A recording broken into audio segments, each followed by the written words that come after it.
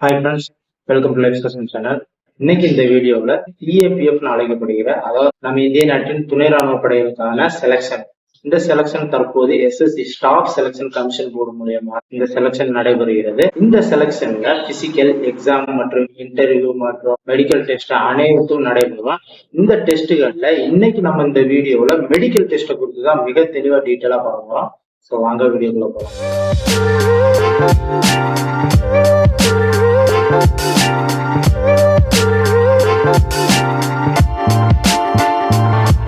ராணுவத்திற்கான medical டெஸ்ட்டை பொறுத்த வரைக்கும் ஒரு மனிதனுடைய உச்சந்தலை தொடங்கி உள்ளங்கால் வரைக்கும் ஃபுல் பாடி பார்ட்ஸும் ஒண்ணு விடாம சரிபார்க்கப்படும். இந்த எல்லா டெஸ்டையும் இந்த வீடியோல நம்ம பார்ப்போம். இப்ப தலையில இருந்து ஆரம்பிக்கலாம். தலைமுடியை பொறுத்த அளவுக்கு வந்துட்டு எந்த பிரச்சனையும் இல்லை. ஒரு சில பேர்த்துக்கு வந்துட்டு இளம் வயசுலயே முடி கொட்டி இருக்கலாம், ஒரு சில பேர்த்துக்கு இளம் வயசுலயே வந்து முடி நரைச்சிருக்கலாம். அதை பெருசா அவங்க எடுத்துக்க மாட்டாங்க. முடி கொட்டி இருந்தாலும் முடி இருந்தாலும் அது பெரிய பிரச்சனையா அவங்களுக்கு இருக்காது. அதே மாதிரி முடி நரைச்சிருந்தாலும் முடி கருப்பா இருந்தாலும் அது பெரிய பிரச்சனையா எடுத்துக்க மாட்டாங்க. அதனால தலைமுடியில வந்துட்டு எந்த பிரச்சனையும் இல்லை. அதுக்கு அடுத்ததை பாத்தீங்கன்னா கண்ணு. இந்த கண்ணை பொறுத்த அளவுக்கு கண்ணுல 6x6 வியூ இருக்கான்னு பார்ப்பாங்க. இது எப்படின்னா நீங்களே பார்த்திருப்பீங்க, நிறைய ஹாஸ்பிட்டல்ல எல்லாம் பார்த்திருப்பீங்க. ஒரு குறிப்பிட்ட டிஸ்டன்ஸ்ல ஒரு போர்டுல வந்துட்டு அந்த ஏபிசிடி லெட்டர்ஸ் எல்லாம் இருக்கும். அந்த ஏபிசிடி லெட்டர்ஸ்ல பெருசுல இருந்து சின்ன லெட்டர்ஸ் வரைக்கும் இருக்கும். அதுல அவங்க எந்த லெட்டர்ஸை காமிக்கிறாங்களோ அந்த குறிப்பிட்ட டிஸ்டன்ஸ்ல இருந்து நம்ம நின்று அந்த லெட்டரை வந்துட்டு கரெக்டா சொல்லணும். இதன் மூலியமா அவருக்கு வியூ வந்துட்டு 6x6 வியூ இருக்கா அந்த மாதிரி வந்துட்டு செக் பண்ணிப்பாங்க. அதுக்கப்புறம் நிறக்குருள். இந்த நிறக்குருள் எப்படி செக் பண்ணுவாங்கன்னா, அவங்க புஸ்தகம் இருக்கும். அந்த புஸ்தகத்துல நிறைய கலர்ஸ் எல்லாம் கொடுக்கப்பட்டிருக்கும். அந்த கலர்ஸ்க்கு நடுவுல வேற கலர்ஸ்ல நம்பர்ஸோ அல்லது கோடுகளோ இருக்கும். அந்த நம்பர்ஸ் என்னன்னு சொல்லுவாங்க. அப்படி இல்லைன்னா அந்த கோடுகளா இருந்தா அந்த கோடு மேலே கை வச்சு அப்படியே போக சொல்லுவாங்க. அதன் மூலியமா அவர் கரெக்டா சொல்றாரா இல்ல தப்பா செய்யறாங்களா அப்படின்றத பார்த்து அதன் மூலியமா நிறக்குருள் இருக்கான்னு கண்டுபிடிப்பாங்க. அதுக்கப்புறம் கண் புரை இருக்கான்னு பார்ப்பாங்க. கண்ணுல ஒரு சில பேருக்கு பூ புந்திருக்கும் சொல்லுவாங்க, சரிங்களா, வெள்ளையா இருக்கும். அந்த மாதிரி கண்ணுல பூ புந்திருக்க மாதிரி கண்கள்லாம் இருக்கான்னு பார்ப்பாங்க. இதன் மூலியமா அந்த கண் டெஸ்ட், இந்த கண்ணுக்கான டெஸ்ட் நடைபெறும். இது மாதிரி கண் புரை இருந்தா கண் பூ இருந்தா அவங்க தப்பா அவங்க வந்துட்டு அந்த சொல்றது 6x6 வியூ இருக்கான்னு பார்க்கும்போது அவங்க தப்பா சொல்லியிருந்தாவோ இல்ல நிறக்குருள்ல அவங்க தப்பான நம்பர் சொல்றது, நிறைய விஷயத்துல அவங்க திணற மாதிரி இருந்தாவோ அவங்க ரிஜெக்ட் செய்யப்படுவாங்க. இது மாதிரிதான் கண்ணுக்கான டெஸ்ட் வருது. நெக்ஸ்ட் காதை பொறுத்த அளவுக்கு குறிப்பிட்ட டிஸ்டன்ஸ்ல அவங்க நிக்க வச்சு அவங்க வந்து சில கேள்விகள் கேட்கறது, பேசுறத வச்சு அவங்க கண்டுபிடிச்சுவாங்க உங்களுக்கு காதெல்லாம் கரெக்டா கேக்குதா அப்படின்னு. அவங்க காது கேட்காதவங்களாதான் அவங்க பேசுறது கேட்கும் போதே அவங்ககிட்ட இவங்க பதில் சொல்றது திணறது, இல்லைன்னா திரும்ப திரும்ப என்ன சொன்னீங்க கேட்கறது, இந்த மாதிரி விஷயங்களை வச்சு காதுகள் தான் வந்துட்டு எப்படி அவங்க ஈஸியா அவங்க தான் கண்டுபிடிச்சிருவாங்க. இது இல்லாம அவங்க பிசிக்கலாவும் பக்கத்துல வந்து டச் பண்ணி பார்ப்பாங்க. காதெல்லாம் தொட்டு பார்ப்பாங்க, கரெக்டா இருக்கா, ஏதாவது அடிபட்டுருக்கா அப்படின்ற விஷயங்கள் உள்ள டார்ச் எடுத்து பார்த்தனா அந்த காதை வந்துட்டு அவங்க டெஸ்ட் பண்ணுவாங்க. அதுக்கப்புறம் மூக்கு வந்துட்டு மூக்கை பொறுத்தளவு பெருசா எதுவும் இல்லை. மூக்குக்குள்ள ஏதாவது வந்துட்டு தேவையில்லாத சதைகள் வளர்ந்துருக்குதா அப்படின்ற விஷயங்களை செக் பார்ப்பாங்க. அதுக்கப்புறம் வாயை பொறுத்த அளவுக்கு வாயில சொத்தை பொருட்கள் நிறைய இருக்கா அப்படின்றத பார்ப்பாங்க. சொத்தை பொருட்கள் இருந்து நீங்க வந்துட்டு அதெல்லாம் புடுங்கி இருக்கீங்களா, பற்கள் இருக்குதா அப்படின்ற விஷயங்கள்லாம் ரொம்ப கவனிச்சு பார்ப்பாங்க. அதனால மெடிக்கல் செக்அப் போறதுக்கு முன்னாடியே டென்டிஸ்ட் வந்துட்டு வாயை காமிச்சு சப்போஸ் வாயில பற்கள் ஏதாவது கரைப்படுத்திருந்தா அதெல்லாம் சுத்தம் பண்ணிட்டு போறது வந்து ரொம்ப நல்லது. ஏன்னா கரைகள் அதிகமா இருந்தா கூட அவங்க வந்துட்டு திரும்ப ரீமெடிக்கல் போட்டு விடுவாங்க. இதெல்லாம் சுத்தம் பண்ணிட்டு திரும்ப வந்து காமிங்க கரெக்டா எப்படி இருக்குன்னு அப்ப பார்க்கலாம் அப்படின்ட்டு உங்களுக்கு அடுத்து ஏதாவது ஒரு மெடிக்கல் எடுத்து ரீமெடிக்கல் போட்டுருக்காங்க. ஸோ போறதுக்கு நிறைய வாயை சுத்தம் பண்ணிட்டு போனா அவங்களுக்கு உங்களுக்கு யூஸ்ஃபுல்லா இருக்கும். முக்கியமா சொத்தை பொருட்கள் அதிகமா வராம பார்த்துக்கிறது ரொம்ப முக்கியம். ஏன்னா சொத்தை பொருட்கள் அதிகமா இருந்தா அந்த மெடிக்கல் போறோம்னு சொல்லிட்டு அதுக்கு முன்னாடி அந்த பற்கள் எல்லாம் புடுங்கி பள்ளி இல்லாம போனா கூட வந்து ரிஜெக்ட் செய்யறதுக்கு அதிக வாய்ப்புகள் இருக்குது. மெடிக்கல் டெஸ்ட்ல இந்த மாதிரி விஷயங்கள் தான் வாயை பொறுத்த அளவுக்கு பார்க்கப்படும். அடுத்ததான் ஷோல்டர். இந்த ஷோல்டர் செஸ்ட்டை பொறுத்த அளவுக்கு நம்மள பிசிக்கல்லே வந்துட்டு அதெல்லாம் பார்த்திருப்பாங்க. அதாவது ஷோல்டர், செஸ்ட், ஹைட், வெயிட் இதெல்லாம் வந்துட்டு பிசிக்கல்லே செக் பண்ணியிருப்பாங்க. ஸோ இந்த மாதிரி விஷயங்கள் வந்துட்டு மெடிக்கல்ல மேக்சிமம் பார்க்க மாட்டாங்க. அதுக்கு அடுத்ததா கையை வந்துட்டு மெடிக்கலை பொறுத்த அளவுக்கு நீட்ட சொல்லி பார்ப்பாங்க. அந்த கை கரெக்டா நேரா இருக்கான்றத பார்ப்பாங்க, இல்ல பெண்ட் ஆயிருக்கான்னு பார்ப்பாங்க. ஒரு சில பேருக்கு கை அடிபட்டு உடஞ்சிருக்கும், உடஞ்சதுக்கு அப்புறம் ஜாயின் பண்ணியிருப்பாங்க. அந்த கையை உடஞ்சு ஜாயின் பண்ண கை வந்துட்டு தனியா தெரியும். ஒரு மாதிரி வந்துட்டு பெண்டா தூக்கிக்கிட்டு இருக்க மாதிரி வந்துட்டு ஒரு சில பேருக்கு உடஞ்ச கை தெரியும். அந்த மாதிரி கை உடஞ்சு ஜாயின் பண்ணிட்டு அந்த மாதிரி கை வித்தியாசமா தூக்கிக்கிட்டு இருந்தா கூட அந்த மெடிக்கல் டெஸ்ட்ல வந்துட்டு ரிஜெக்ட் பண்ணிடுவாங்க. ஸோ இந்த மாதிரி விஷயங்கள் தான் கையை பொறுத்த அளவுக்கு பார்க்க போறோம். அதுக்கப்புறம் தொப்புள். தொப்புளை பொறுத்த அளவுக்கு நீங்க தப்பா நினைக்க வேணாம். தொப்புள் வந்துட்டு ஒரு சில பேருக்கு வெளியில பிதுங்கி தொங்கிடுற மாதிரி கூட ஒரு சில பேருக்கு தான் இருக்கும். அந்த மாதிரி இருந்தா அவங்க வந்துட்டு கண்டிப்பா பார்த்து ரிஜெக்ட் பண்ணிடுவாங்க. தொப்புள் நார்மலா இருக்க வேண்டியது ரொம்ப அவசியம். அதாவது வெளியில ஒரு சில பேர்த்துக்கு அதை எடுத்துட்டு இருக்கோம், அது ரொம்ப அது லைட்டா இருந்தா கூட பரவாயில்ல, அது ரொம்ப பிரிஞ்சு ரொம்ப வெளியில தொங்குற மாதிரி எல்லாம் இருந்துச்சுன்னா வந்துட்டு இதெல்லாம் கண்டிப்பா கவனிச்சு பார்க்கணும். ரிஜெக்ட் பண்றதுக்கு அதிக வாய்ப்பு இருக்குது. அதுக்கப்புறமா ஆணுறுப்பு. மெடிக்கலை பொறுத்த அளவுக்கு ஃபுல் நிர்வாணமா தான் அவங்க வந்து நிக்க வச்சு செக் பண்ணுவாங்க. ஒரு சில இடங்கள்ல ஃபுல்லா மெடிக்கல் டெஸ்ட் ஆரம்பத்துல இருந்து முடிகிற வரைக்கும் நிர்வாணமாவே வச்சிருப்பாங்க பல மணி நேரங்கள். ஒரு சில இடத்துல அண்டர்வியரோட நிக்க வச்சு மற்ற டெஸ்ட் எல்லாம் பண்ணுவாங்க.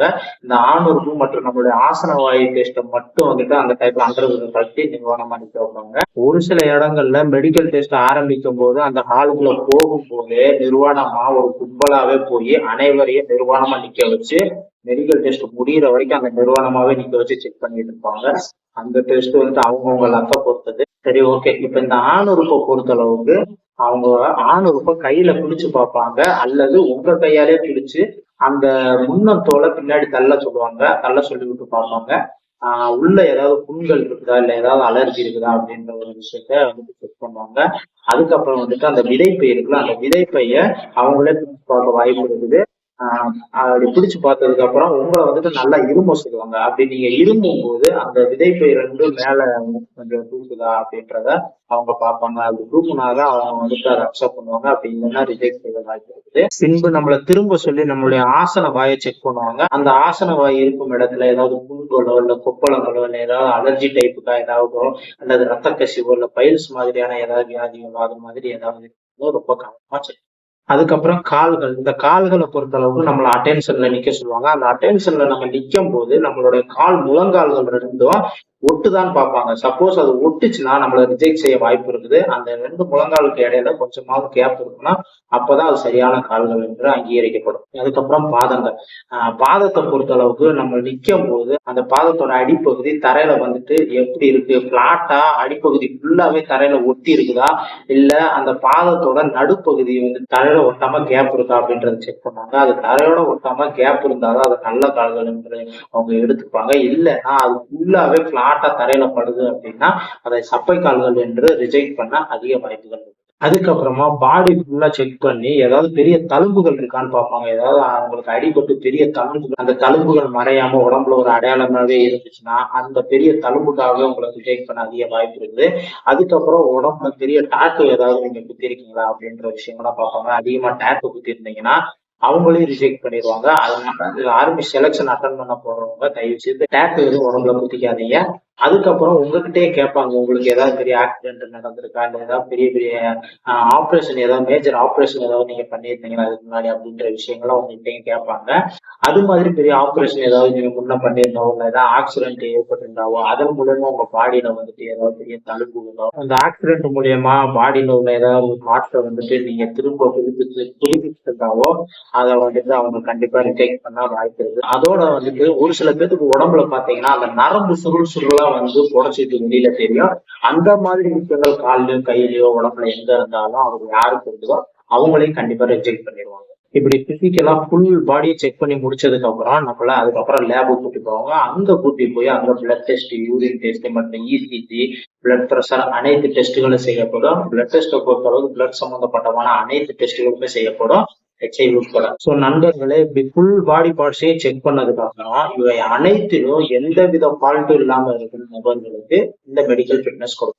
சப்போஸ் சில நபருக்கு அந்த மெடிக்கல் டெஸ்ட் அன்னைக்கு அந்த மெடிக்கல் செக்அப்பின் போது ஒரு சில டெஸ்ட்டுகளோ இல்ல ஒரு சில விஷயங்களோ தவறாவோ ஃபால்ட்டாவோ இருக்கும். ஆனா அந்த நபருக்கு சிறிது கால அவகாசம் கொடுத்தா அந்த ஃபால்ட் எல்லாம் சரி செஞ்சுட்டு வர வாய்ப்பு இருக்குது. இந்த மாதிரி விஷயங்கள்லாம் சரி செய்யறதுக்கு அவருக்கு சில கால அவகாசங்கள் கொடுக்கப்படும். அதாவது எந்த மாதிரி விஷயம்னா, இப்ப அவர் டெஸ்ட் அன்னைக்கு பிளட் ப்ரெஷர் எடுத்திருப்பாங்க. அந்த பிளட் ப்ரெஷர் பாத்தீங்கன்னா அவருக்கு ரொம்ப ஹையாவோ இல்ல வந்துட்டு ரொம்ப லோவாவோ இருக்க வாய்ப்பு இருக்குது. இந்த மாதிரி விஷயங்கள் அவருக்கு கால அவகாசம் கொடுத்தா அந்த பிளட் ப்ரெஷரை சரி பண்ணி வர வாய்ப்பு இருக்கும். அப்புறம் பிளட் கொலஸ்ட்ரால் அதிகமா இருக்க வாய்ப்பு இருக்குது. அந்த மாதிரி சிறு கால அவகாசத்துல அவரோட உணவு முறைகள்லாம் சரி பண்ணி இருந்தா கொஞ்ச நாள்ல அந்த பிளட் கொலஸ்ட்ராலை வந்துட்டு கம்மி பண்ண வாய்ப்பு இருக்கும். அப்புறம் பிளட் சுகரு, அதுக்கப்புறம் டெஸ்ட் அன்னைக்கு உடம்புல புண்களோ காயங்களோ ஏற்பட்டிருக்கும். அந்த காயங்கள் ஆறி சரி பண்ணிட்டு வர்றதுக்கு சிறு கால அவகாசம் தேவைப்படும். அதுக்கப்புறமா இசிஜில வந்துட்டு அந்த டெஸ்ட் அன்னைக்கு இசிஜி எடுக்கும்போது இசிஜில ஏதாவது வந்துட்டு ஒரு டிஸ்டர்ப் ஏதாவது ஒரு ஃபால்ட் ஏற்பட்டிருக்கும். இந்த மாதிரி விஷயங்களுக்கெல்லாம் சிறிது கால அவகாசம் கொடுத்தா அவர் இது எல்லாத்தையுமே சரி பண்ணிட்டு திரும்பவும் வர்றதுக்கு வாய்ப்பு இருக்கும் இல்லையா? இந்த மாதிரி விஷயங்களுக்காக அவங்கள ரீகன்சிடர் பண்ணி அவங்களுக்கு இன்னொரு மெடிக்கல் டேட் கொடுப்பாங்க. ஒரு மாசத்துக்குள்ளேயே அந்த மெடிக்கல் டேட் அப்ப அவங்க திரும்பி வரும்போது இந்த மாதிரி விஷயங்கள்லாம் அவங்க சரி பண்ணிட்டு வந்து அடுத்த மெடிக்கல் டேட் அன்னைக்கு மெடிக்கல் செக்அப் அன்னைக்கு இந்த அவருக்கு என்ன ஃபால்ட்டா இருந்துச்சோ அந்த விஷயத்த மட்டும் திரும்ப மெடிக்கல் செக்அப் பண்ணுவாங்க. அதுல அவர் சரியா இருந்தாங்கன்னா அவரை வந்துட்டு கண்டிப்பா மெடிக்கல் ஃபிட்னஸ் கொடுத்துருவாங்க. சப்போஸ் அன்னைக்கும் அவருக்கு அதெல்லாம் சரியில்லாம திரும்பவும் ஃபால்ட்டாவே இருந்துச்சுன்னா அவரை கண்டிப்பா ரிஜெக்ட். ஓகே ஃப்ரெண்ட்ஸ், இந்த வீடியோ மூலியமா மிலிட்டரி செலக்ஷன்ல ஃபுல் மெடிக்கல் செக்அப் எப்படி இருக்கும்னு டீட்டெயிலா புரிஞ்சுருப்பீங்கன்னு நம்புறேன். இந்த வீடியோ பிடிச்சிருந்தா லைக் பண்ணுங்க. உங்க ஃப்ரெண்ட்ஸ் யாராவது மிலிட்டரி சேரணும்னு நினைக்கிறவங்க இருந்தா அவங்களுக்கு இந்த வீடியோவை ஷேர் பண்ணுங்க. சப்ஸ்கிரைப் பண்ணாதவங்க சப்ஸ்கிரைப் பண்ணுங்க. மீண்டும் இது போன்ற அடுத்த வீடியோ உங்களை சந்திக்கிறேன். நன்றி.